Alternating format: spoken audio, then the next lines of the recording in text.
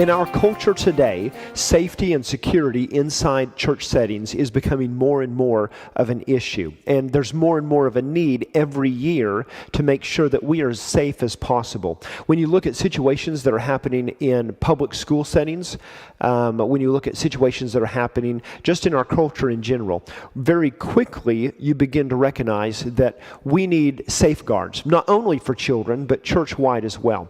Now, we're not going to deal with church-wide situations because our focus in these next few minutes is to help you keep your children's ministry safe and secure.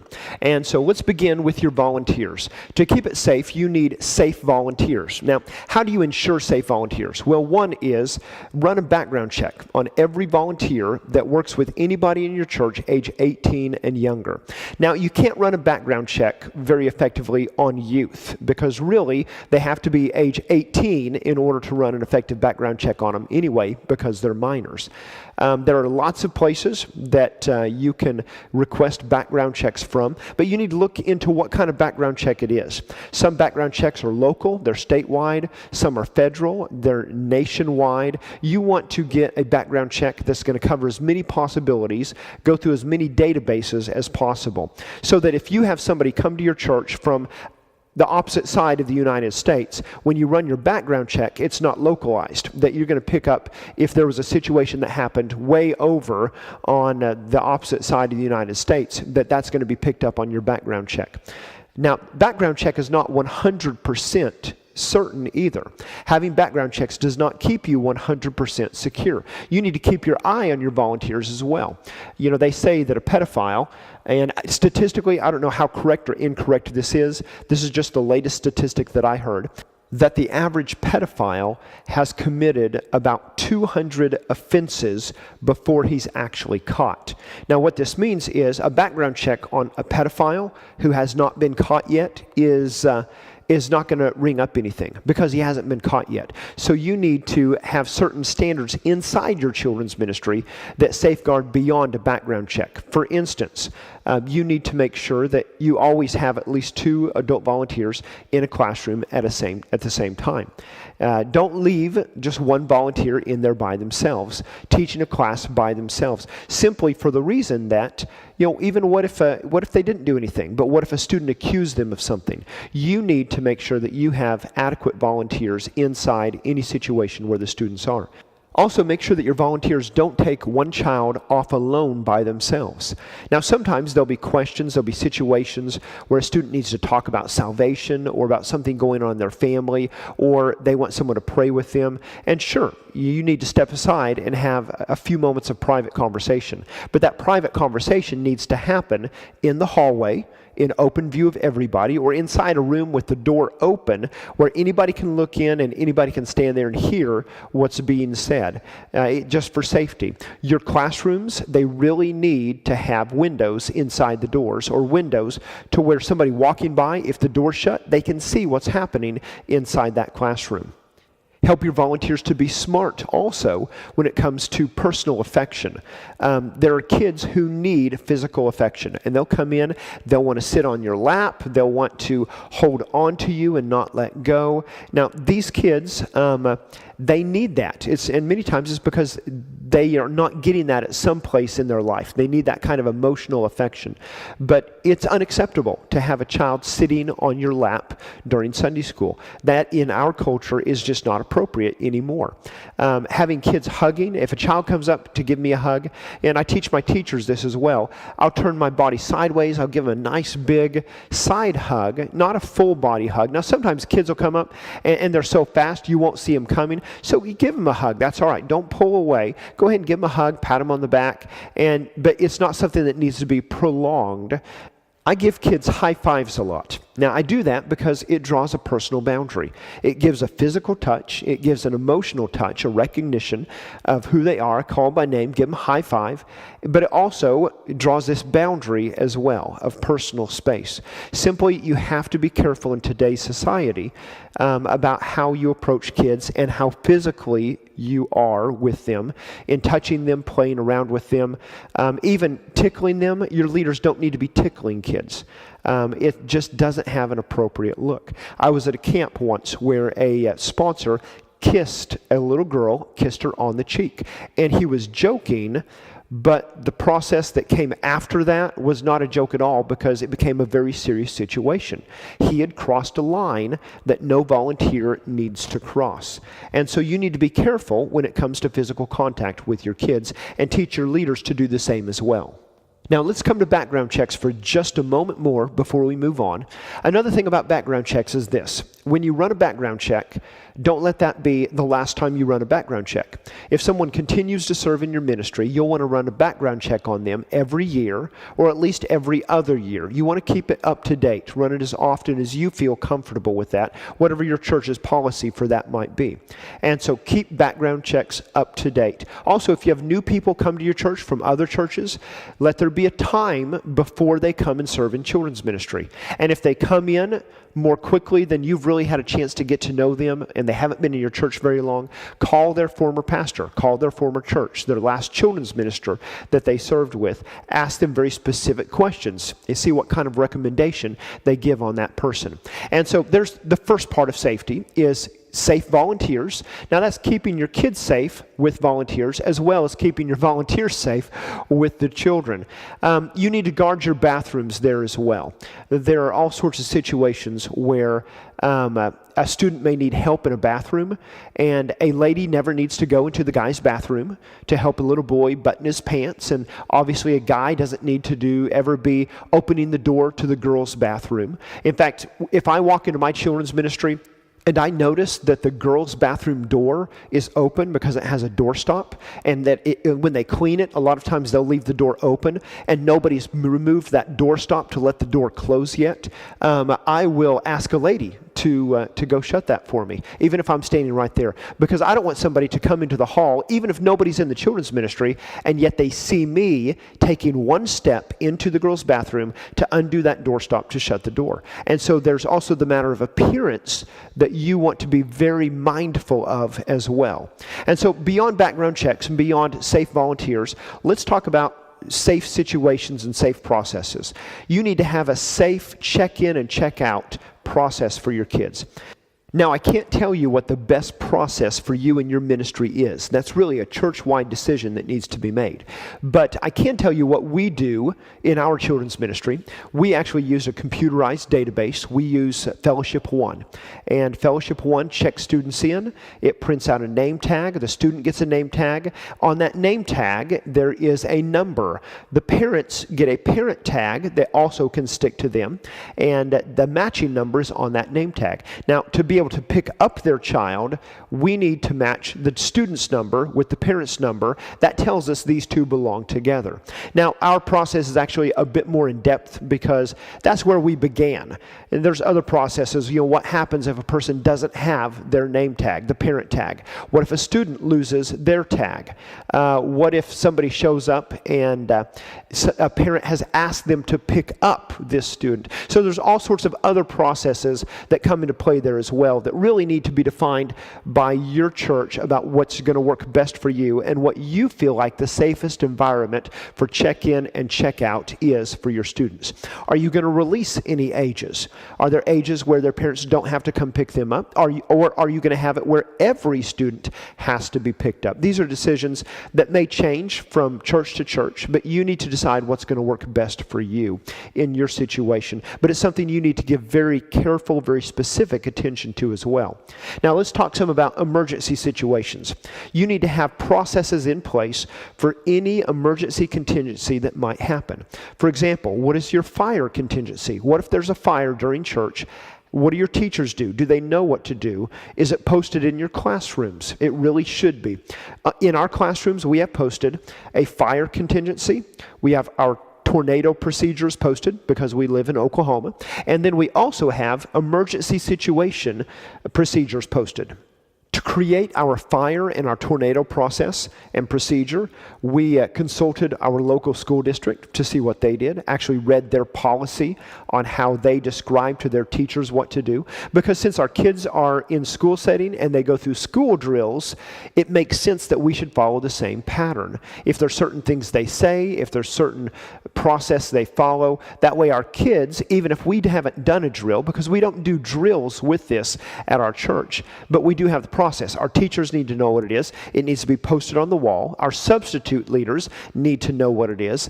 But it makes sense to follow a pattern that our kids are already familiar with. Then the second thing we did is we consulted our local fire marshal to ask them what is the safest place in the church for if there's a tornado, where should we take the students to? If there's a fire, what's the easiest exit routes? What would you suggest in that situation? And so we got some outside expertise to help us develop those as well. Now, I do want to walk you through what we do in the event of an emergency situation. Well, first, let's define emergency situation. That could be anything that brings danger into our church where our kids need to be safeguarded from it. And so there have been a few times where we actually took different steps into different levels of our emergency procedure. There was one Wednesday evening when a disgruntled student in our student ministry got mad and walked out of the student ministry. And within minutes of him walking out, our security, we have church-wide security, they were notified. They notified me, and I immediately put into process a very gentle first step into an emergency procedure because they didn't know where the student went to. They didn't know what his intentions were. They didn't know if he was still on campus or if he had walked out. But they knew that he had gotten mad, he had left, and he was angry when he left. Now, he uttered no threats or anything like that. This is just a safeguard. And so what we did at that point is we simply made sure that our students were in the classrooms, that our leadership, our registration leaders, the people in our children's office, they were aware of the situation, and that we were tentative on the edge of what would be a lockdown procedure. And so a lot of it was simply communication and awareness, not that we actually put anything into action, we were just ready to. Now, if there was a situation, say for instance, and hopefully this would never happen, but say that there is somebody in our church that has a gun. In that instance, immediately our emergency procedure would go into play. And there's a lot that comes into this, and part of it's specific to our situation, the layout of our facilities, but ultimately the end goal is our students are inside a classroom, the door is locked, the lights are turned out, then we have window coverings that are magnetic, that we actually created ourselves. It was very easy to create them, but they magnetically stick to the windows in our doors to create a covering for our doors. Our teachers keep the students quiet, away from the windows, away from the doors. They do quiet activities with the students. Simply because you don't want them to panic, you don't want them to get upset, and yet at the same time, they need to understand that they also need to be quiet. Now, once that door is locked, that door is not to be unlocked or opened for any reason. If somebody's banging on the door, if I'm at the door and I'm knocking on the door, that door cannot be opened. If a parent is at that door and they're wanting to get their child, that door cannot be opened. Once that emergency procedure goes in place, that door is locked and that door is shut until a police officer slides his official police card underneath the door, and that's the release signal that we've chosen with our police department to be the signal to say that the all clear has been sounded. That is the only time that that door comes open. Now, with that being said, you understand the importance. If we go into an emergency situation procedure, we have made a commitment. That means police are involved because they have to be there before our doors are going to be unlocked. We have committed ourselves to that. That's why we have stages and steps that lead up to it. We have a security team that keeps us well informed on situations that are happening inside our church.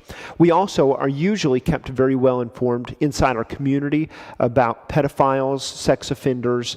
If a pedophile requests to come to our church, because by state law, at least where we're at, a pedophile has to get permission from the pastor to actually come and attend church. We are notified of situations like that. Sometimes in our community, there are other situations of people, and we actually pass pictures of those people that come from the police department. We pass them through our registration team, as well as others who are at our doors and in our hallways, to make sure if they see this person that they're aware and they know who to contact and what our next step is. A lot of that is communication and just being prepared. For emergency situations, weather situations, fire situations, you want to make sure you're ready, make sure that your teachers are trained and that they're ready as well. Now, as we end this segment, I want to point out one last very important thing. if your children's area is not locked down, because we have a time where we actually lock down our children's area. We do check-in, and about 15 minutes after our services begin, because we have Sunday school and kids' church and preteen worship during our main worship services, and this happens twice on any given Sunday morning. And so our children, they check in. Once they're checked in and they're back in their rooms, now their parents can walk them back. They can come back, talk to our teachers. But at this point, once a child's in the classroom, they're not supposed to leave that classroom. They're not supposed to go to the bathroom until that 15-minute time has come. 15 minutes after the service begins, our doors lock down. At that point, we have our registration team. They come through our hallways. They check to make sure there's no one just lingering. They also check the bathrooms and any rooms that are not being used. They look in those and check them to make sure that there's nobody in there just hiding out or waiting or just hanging out that shouldn't be. And so at that point, we're locked down, we're secure. At that point, our teachers can let their students go use the restrooms. We know the restrooms are safe. We know the hallways are safe. Our registration team, we have people out front just for security and safety. And so we know that we're safe back there. Now, before we open the doors again, a few minutes before that service is over, and we know that parents are going to be coming to pick up students, we have all of our students back in the classrooms again. And at that point, they can't leave the classroom to go get a drink. They can't leave the classroom to go to the bathroom because the doors are going to be unlocked. Parents are going to be coming back down again. And then as they check out, the parents actually come into the classroom. That way they have time to talk to the teachers, and they're not just having a quick conversation at the door while other people are waiting behind them. They can come in. Kids are typically doing crafts at that point, and so if the kid is not done, they can sit down with them, even finish the craft with them. It gives our teachers an opportunity to relate to our parents, to talk to them, to also let them know things going on that happened in the class that day. Hey, you wouldn't believe what your student said, or your daughter said something really funny, or she gave a great answer to this Bible question, just blew me away. And so they get a chance to have those conversations, and then as they exit the classroom, their tags, the parent tag is matched up with the student's tag. And if they don't have their parent tag, then there's a process for that. There are people who can sign off on it. They can show their driver's license. In our office, we have lists of other people who have permission from the parents to pick up their students and their driver's license numbers so that we can match those as well. And there's a little more to the process, but that's just kind of a behind the scenes for you. It's something that as you create your own safe and secure process, that you need to take a look at. But the last thing I wanted to point out, and one reason I wanted to tell you our process there, is because the most dangerous place in the church will almost always be the bathrooms that are closest to the children's ministry.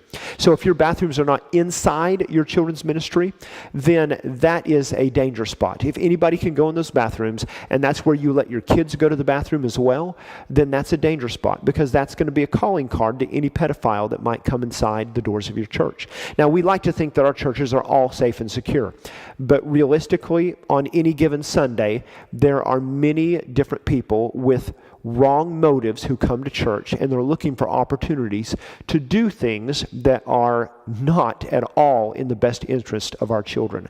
And so look at your ministry situation, walk through with your leaders. If you need to talk to your police, talk to them, the fire marshal, talk to them, your school, to find out how they do their safety and security. All of those are great ways to get good advice on how you can develop your own process so that you can keep your kids safe and secure, and you can look at your leaders and your adults and your parents and say, we have safe volunteers, we have safe facilities, we have safety processes, that we are guarded, we're ready, we're prepared for anything that might happen here.